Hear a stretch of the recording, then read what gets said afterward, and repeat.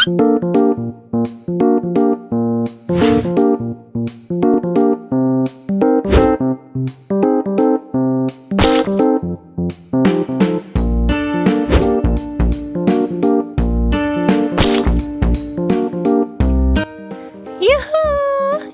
akhirnya aku makan juga dari suapan pertama ya. Langsung wangi matchanya tuh harum semerbak, say. Terus kuenya itu, yes, cake-nya itu lembut tapi enggak benyek, say. Ya, terus krimnya itu definisi krim yang lembut tapi enggak bikin enak.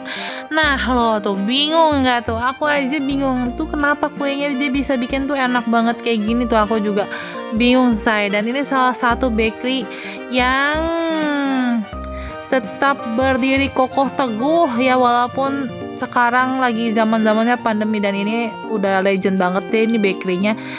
Dan kalian harus cobain sih ini, buat pencinta matcha ini sih best banget nih, kalian harus cobain. Manisnya tuh soft, lembut aja, tapi kayak yang makan satu aja kurang gitu loh. Tuh kalian lihat kan, aduh, suapan pertama sampai terakhir tuh aku kayak menikmatinya gitu, say. Dan kalian harus tahu ini mereknya apa, adalah Yes Papa Mama Bakery. Ya, ini adalah salah satu bakery legend ya. Alamatnya kayaknya si Mami belinya di Green Lake, tapi kalian coba searching aja di Google. Oke? Thank you. See you.